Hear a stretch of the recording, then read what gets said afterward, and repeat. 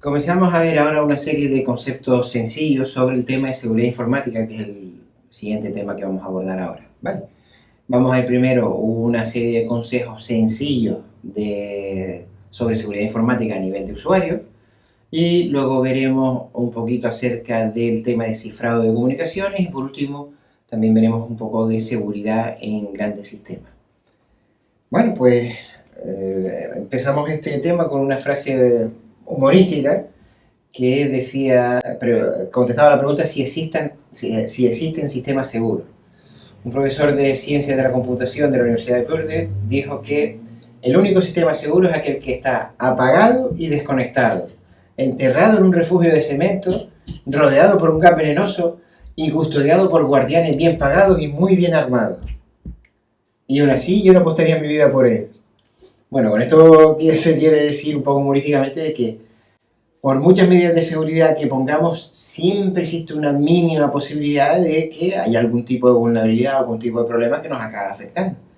Pero bueno, dentro de nuestras posibilidades vamos a tratar de ponerlo lo más difícil posible para que no tengamos problemas. Esto es como robar una casa. Por muchas medidas de seguridad que pongas, siempre hay alguna forma un poco escurridiza en la que alguien podría colarse, ¿no? Pero bueno, lo que vamos a ver es qué medidas tenemos que adoptar para no dejar las puertas abiertas de par en par. Bueno, cuestiones de seguridad informática, muy importante. Proteger los archivos personales de nuestra computadora, de nuestro ordenador. La información es lo más vital que hay realmente en un ordenador, lo más importante que el coste que pueda suponer una memoria, una fuente de alimentación. Entonces es muy importante siempre tener nuestros archivos protegidos, ¿no? Bueno,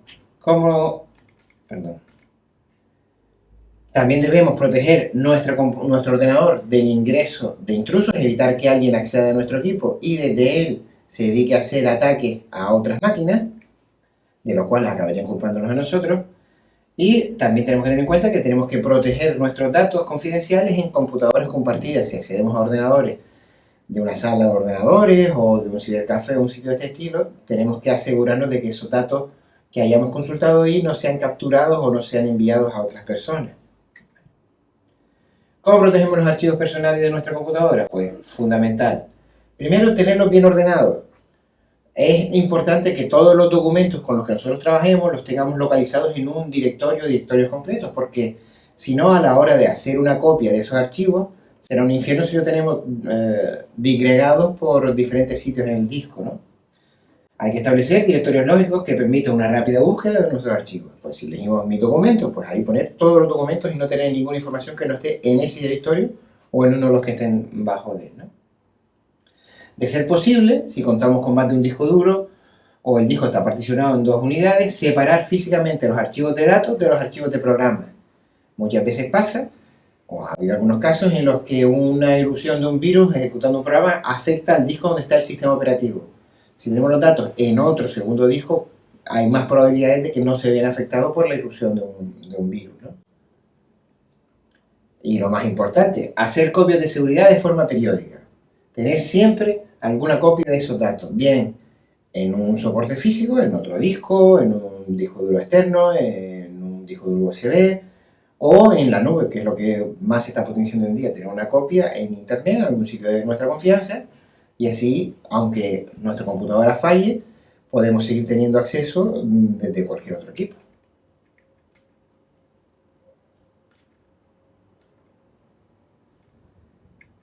Bueno, tipos de copia. Pues hay diferentes tipos de copia de seguridad. Podemos hacer una copia normal, una copia completa de todos los datos, pero normalmente lo que se aconseja es hacer lo que se llama una copia incremental, es decir, solamente copiar las diferencias del día anterior, ¿vale? Existe bastante software de copia de seguridad que les permite coger todos los datos que tengan en una unidad y colocarlo en la nube o colocarlo en otro soporte y solo copiando las diferencias con el día anterior, ¿vale?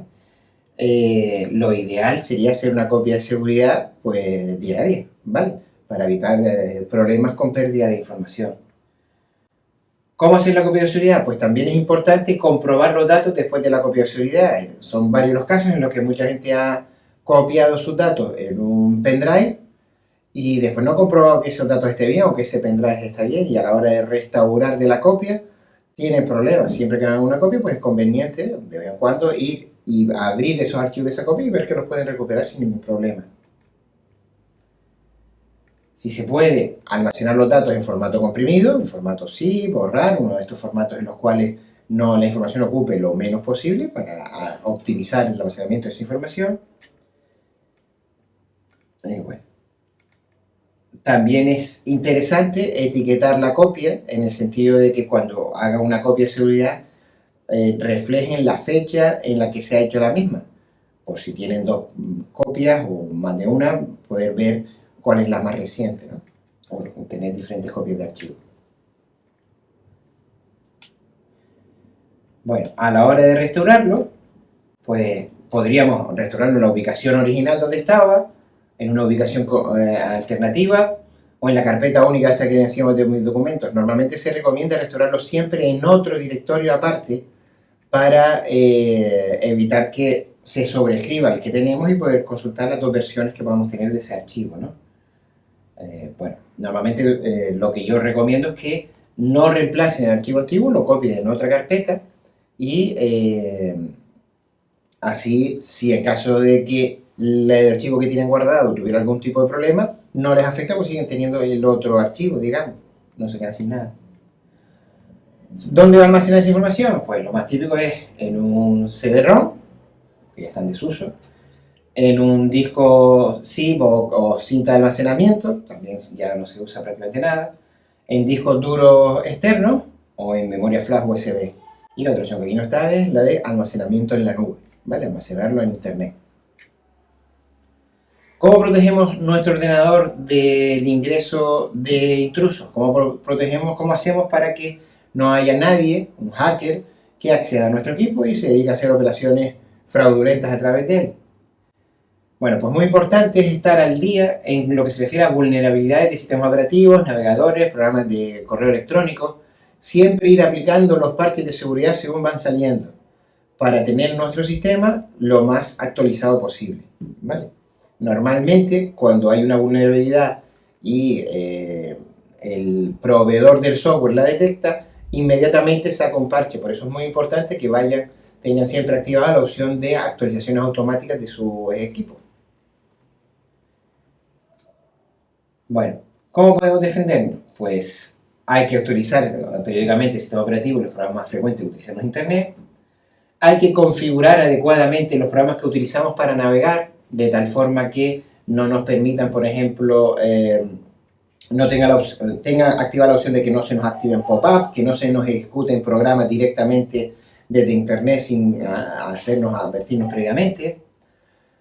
No ingresar a sitios desconocidos o dudosos o bajar programas de dichos sitios. Es decir, la mayoría de los sitios que te encuentran en Internet de bájese tal programa gratis, en muchos casos te incorporan algún tipo de troyano, algún tipo de programa de adware, de publicidad encubierta, todo este tipo de cosas, ¿no? Es importante instalar programas y dispositivos cortafuegos, firewall. Normalmente casi todos los antivirus de hoy en día te vienen con un firewall que lo que hace es, si a tu equipo se puede entrar por diferentes puertos de conexión, pues solo permite las conexiones entrantes por los puertos que ustedes hayan autorizado expresamente. Normalmente a su equipo no debería de ingresar nadie. Todas las conexiones que deben de haber hacia él tienen que ser respuestas a conexiones que ustedes hayan iniciado, normalmente. Salvo que tengan un tipo de servicio web o algo así, ¿no? Importantísimo también utilizar contraseñas robustas y cambiarlas periódicamente.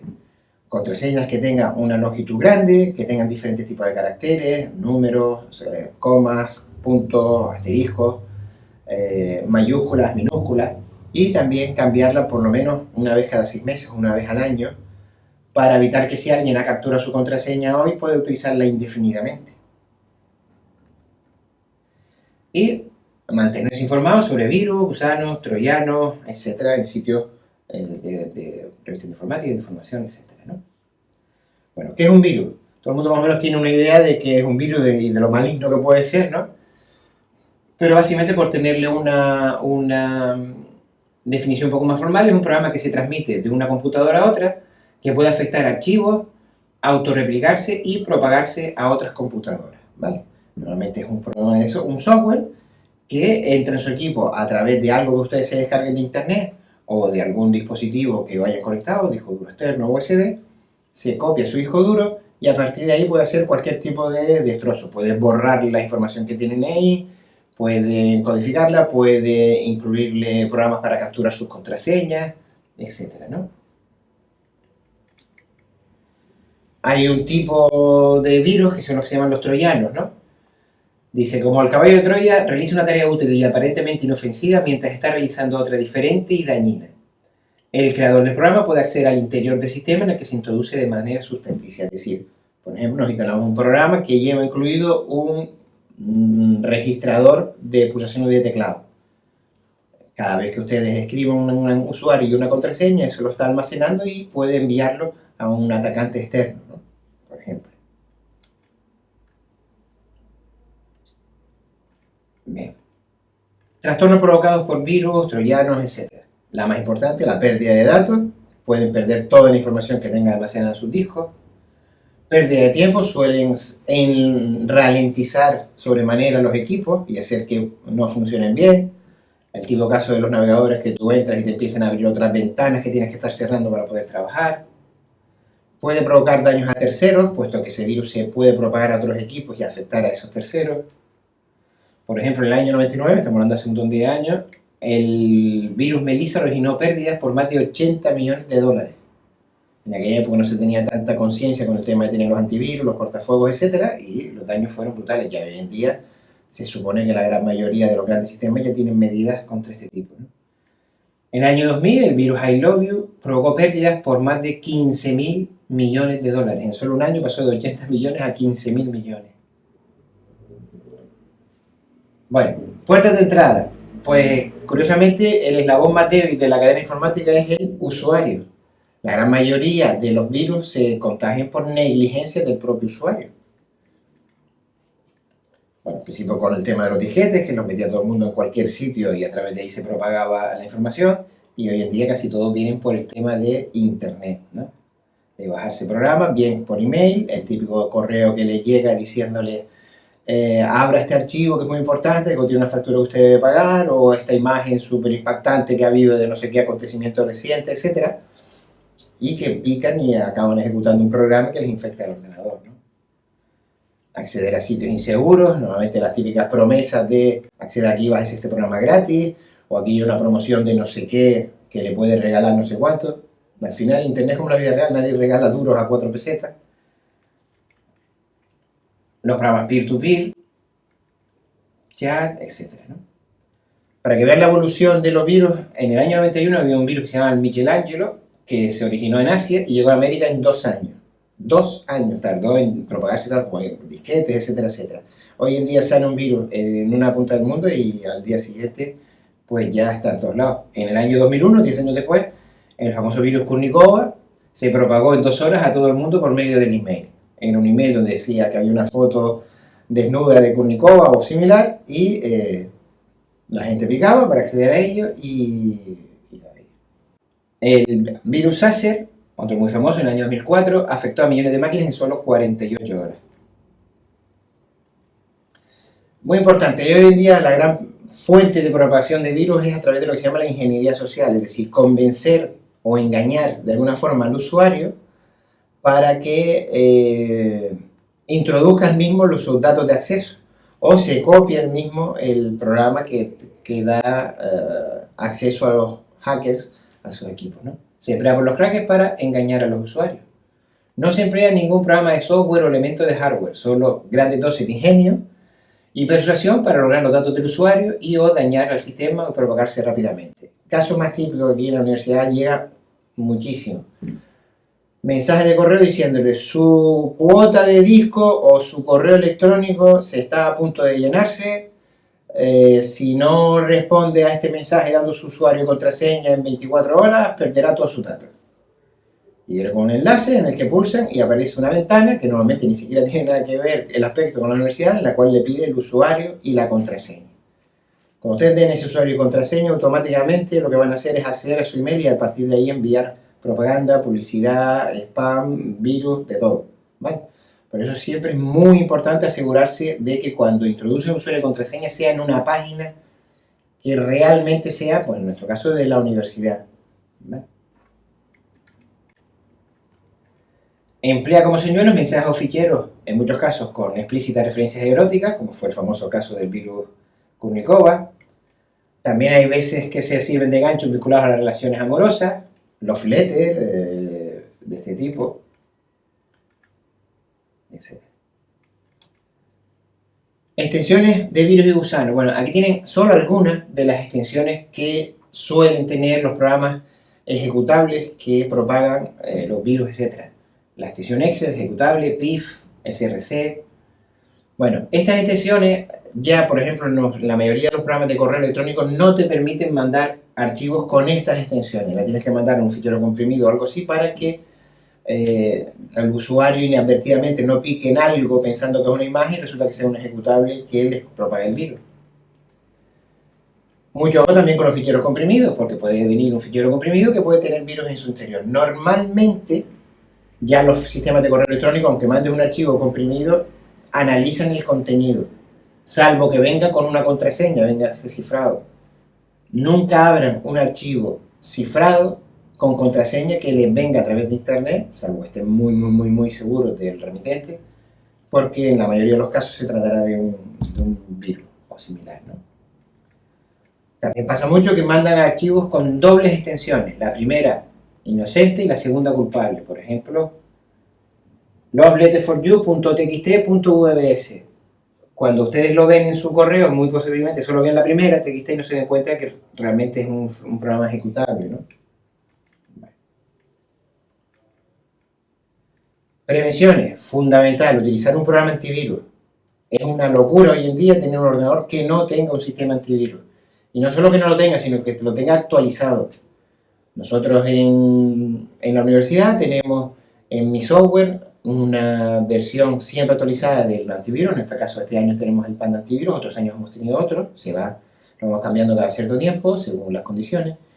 Y siempre tienen ustedes que tenerlo puesto, tenerlo activado y tenerlo actualizado. Es responsabilidad de los usuarios cada cierto tiempo entrar en el antivirus y comprobar que está bien actualizado, y si no, lanzar la actualización y programarla para que se actualice automáticamente. Actualizado de forma semanal, y hoy en día prácticamente diario, residente en memoria, siempre que se esté ejecutando, siempre que ustedes verán en su ordenador en la parte inferior derecha el dibujito del antivirus, asegúrense que lo tienen ahí, porque significa que él está escaneando todo lo que pasa en su ordenador para evitar que haya algún problema. Configurado para analizar todos los archivos. De vez en cuando, analicen el equipo, aunque él esté en residente, de vez en cuando viene bien hacer una comprobación, un momento que vayan a salir o que no tengan demasiado, lanzar la comprobación de todo lo que hay en el equipo y ver el informe, ¿vale? Normalmente incluso ya los antivirus, en la mayoría de los casos, ya te van advirtiendo cada cierto tiempo de no has hecho un análisis completo los últimos 60 días, lánzalo ahora. Bueno, como les comentaba antes, en condiciones continuas prolongadas, utilizar el firewall. En concreto, el antivirus que ofrecemos nosotros en la universidad ya también tiene un sistema de firewall que lo que hace es cada vez que hay una conexión sospechosa, pues se lo advierte. Y para permitir cierto tipo de conexiones tienen que ir ustedes a posta y activar que ese programa en concreto pueda hacer conexiones al exterior o pueda ser conectado, ¿vale?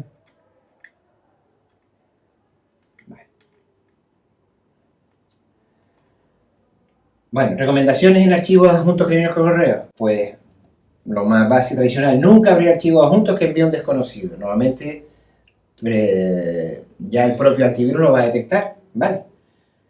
No abrir archivos adjuntos que no hayan sido anunciados y ante la duda consultar con el remitente, y no abrir adjuntos sin antes analizarlos con el antivirus y verificar la existencia, que no tenga una doble extensión, ¿vale? Estar atentos a los sitios serios de seguridad, entre comillas, e instalar los parches de seguridad. Y hoy en día el propio sistema operativo te lo hace automáticamente. Signos y síntomas que deben de hacernos desconfiar de que podamos tener un antivirus. Bueno, pues en directorios y archivos que la cantidad de espacio disponible es cada vez menor. Vemos que sin motivo aparente el disco duro está quedándose sin espacio. Archivos que aumentan de tamaño. Archivos que desaparecen del disco. Los directorios muestran archivos que son desconocidos por el usuario. Los archivos son sustituidos por caracteres ilegibles. Alteración en la fecha y hora de un archivo. Ralentización en en el equipo en general, los programas tardan más tiempo en cargarse o no llegan a ejecutarse bien. Algunas aplicaciones trabajan más lentamente de lo normal. Al abrir un archivo aparecen errores que antes no existían. Bueno, y básicamente el síntoma más claro es una reducción en el rendimiento del sistema. Cada vez va el equipo a peor y tarda muchísimo. Lo que antes era relativamente rápido, pues tarda muchísimo en ejecutarse. Cantidad de memoria disponible a cambio disminuye continuamente. El arranque incompleto del sistema falla en el arranque. Mensajes de error extraños. Fluctuaciones de pantalla, animaciones, etc. Cualquier operación extraña que su computadora no realizaba antes y que de un momento a otro se comienza a ejecutar. Vale, otra cosa también relativa al tema de seguridad, de envíos de correo, etcétera, etcétera, es el tema del spam. El spam, que es lo que se llama también como correo no deseado. Son mensajes de correo no solicitado que publicitan productos, sitios, servicios web, compra aquí tal cosa, compre la otra. Bueno, al final la mayoría de los casos no acaban haciendo un daño real al equipo, sino que simplemente son molestos, ¿vale? Normalmente en muchos casos, cuando una máquina queda infectada con un virus, lo que hace es empezar a emitir spam hacia otras máquinas, ¿vale? Tipos de spam: comercial, político, religioso, hostigamiento, propuestas de ganancias económicas mediante cartas de cadena. Utilicen siempre la lógica. Nadie da dinero porque viene correo electrónico. Lo mismo pasa con el WhatsApp o cualquier tipo de sistemas de este tipo, ¿no? También suelen tener remitentes falsos. Muchas veces pasa que un virus infecta una máquina y empieza a enviar correos electrónicos usando la lista de remitentes o destinatarios que tengan ese correo electrónico, ¿vale? Con lo cual, a lo mejor, sin yo saberlo ni tener yo ningún problema en mi equipo, un virus ha afectado a la máquina de un compañero que tenía mi dirección en algunos de los mensajes que he enviado y ha empezado a emitir mensajes supuestamente desde mi cuenta. Y lo más curioso es que al final acaban llegando mensajes de error a mi cuenta, estando mi equipo bien. Si eso les pasa, revisen bien su equipo, pero es posible que eso se deba a que otra persona relacionada con ustedes tenga algún tipo de virus en su PC, ¿vale?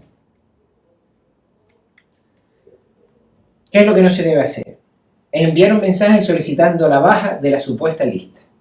Es decir, si nos llega un mensaje diciendo apúntese a esta dirección, a esta promoción de no sé qué, no sé cuánto, les recomendamos que no pulsen, salvo que sea una lista en la que ustedes se hayan apuntado voluntariamente, no pulsen el tipo de mensaje que aparece debajo que dice si quiere darse baja, pulse aquí y conteste. ¿Por qué? Porque cuando hagan eso, el spammer, el que está mandando esto, ya sabe que esa dirección en verdad existe. Mientras que si no recibe ningún tipo de respuesta, es posible que no la vuelva a utilizar más, ¿vale? Enviar quejas a direcciones que no estemos seguros de que son las que realmente han distribuido el mensaje. El que haya llegado un mensaje de spam emitido supuestamente desde mi cuenta no significa que realmente le haya mandado nosotros. El sistema de correo electrónico, desgraciadamente, se hizo en una época en la cual no había ningún tipo de comprobaciones de seguridad y los sistemas se fiaban de que los mensajes provenían de quien decía que provenían. Y así sigue hasta ahora. Es muy fácil enviar un correo electrónico simulando ser otra persona. Entonces, bueno, en la mayoría de los casos, cuando le llega un mensaje de spam, seguramente la dirección de origen no es la culpable del envío. Pero bueno. No distribuyan ese mensaje a otras personas o listas. Y pongan filtros en los programas de correo electrónico para borrar automáticamente el spam. Ya hoy en día casi todos los sistemas de correo te etiquetan de alguna forma los mensajes que él considera que son spam. Le suelen poner entre corchetas la palabra spam o correo no deseado o algo así. Y también suelen introducir esos mensajes en una carpeta aparte. Bueno, pues aunque es una buena práctica, normalmente de vez en cuando revise la carpeta de correo no deseado para verificar que está todo correcto y que no se ha metido ahí un correo que realmente les interesaba. Y si le llega algún mensaje a su bandeja de entrada, pulsando el botón derecho, normalmente hay una opción de marcar como correo no deseado. Es importante que lo hagan porque eso va haciendo que el sistema vaya aprendiendo qué correo es el que ustedes no desean y se lo va clasificando cada vez mejor.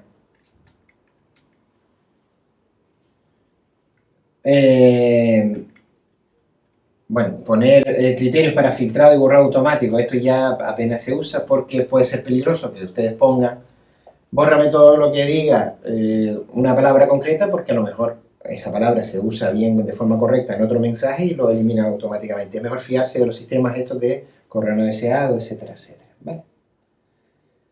Por ejemplo, si ponemos que filtre todo lo que diga asunto Viagra, porque son una gran cantidad de mensajes que me llegan, son con ese asunto, nos puede llegar a un estudio médico que diga uso de Viagra en enfermos cardiópatas, por decir algo, ¿no? Y lo hemos borrado y era un mensaje verdadero. Bueno. ¿Cómo localizar las direcciones a las que hay que enviar el mensaje de queja? Pues hay que identificar el dominio desde donde se está mandando ese mensaje, es decir, si le llegan unos correos procedentes de un correo electrónico de @vps.es o otro centro, siempre normalmente hay una dirección llamada postmaster o abuse ese dominio, a la cual ustedes pueden mandar la notificación de que, mira, me están llegando estos mensajes de virus para que el administrador del sistema lo pueda eliminar o arreglar, ¿no? Postmaster o abuse. Bueno, otra cosa también que cada vez se ve más son lo que se llaman los OAX, los bulos, ¿vale? Son mensajes con falsas advertencias de virus o cualquier otro tipo de alerta en cadena o de algún tipo de denuncia distribuida por correo electrónico. Eso también todos hemos recibido muchísimo, ¿no? Desde fulanito que lo han secuestrado, o al otro que necesita no sé cuánto dinero para una ayuda médica, o tengan cuidado, no abran las latas de no sé quién, o si te llega un mensaje con este código no lo abras porque destruirá tu ordenador, tu tarjeta, el banco y toda tu vida, ¿vale? Cada vez más exagerado. Bueno, pues tengan mucho cuidado con ese tipo de cosas y sobre todo no las difundan, no reenvíen mensajes de este tipo. Alerta, avisen a todos sus conocidos, urgente, no lo borres, muy importante, salvemos a Brian, que padece una enfermedad incurable. Bueno, pues todo esto suelen ser mentiras, ¿no? Microsoft acaba de enviarme este aviso. Bueno, borrarlos y ni reenviarlos ni responder.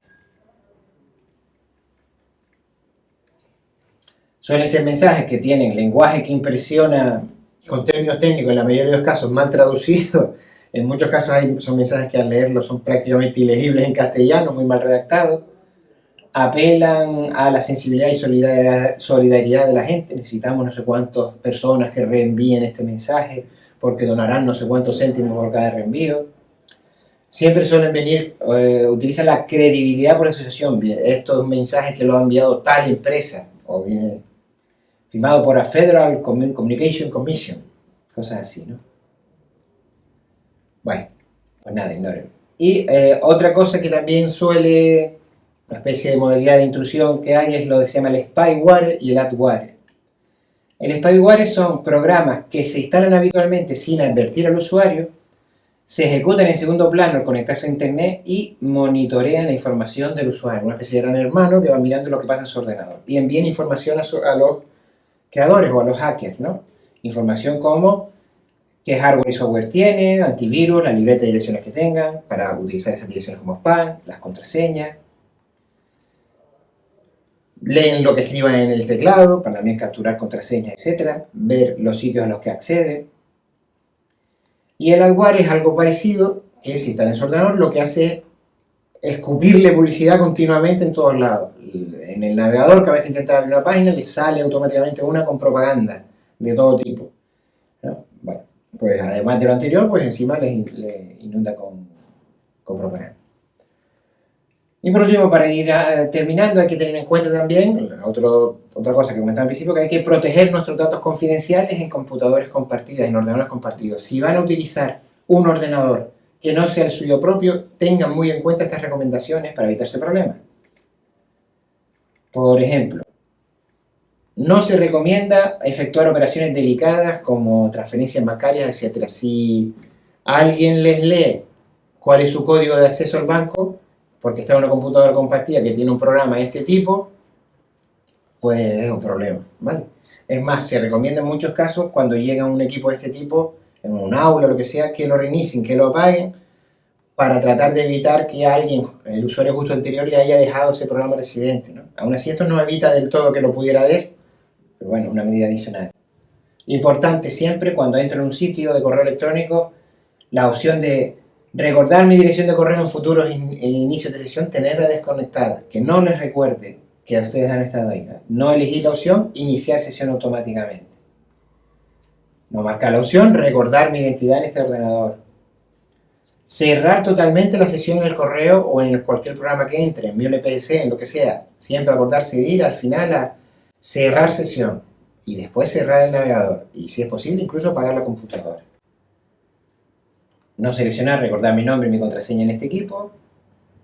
Y bueno, cerrar sesión. También es importante eliminar todos los archivos que se bajan al finalizar la sesión. Si ustedes para trabajar han descargado varios archivos en la carpeta de descarga, al final acordarse de eliminarlos para que no quede esa información que pudiera ser importante para otros, ¿no? Para ustedes. Bueno, y con esto vamos a dar por cerrada esta pequeña sesión sobre consejos sobre virus, troyanos, intrusiones, etc.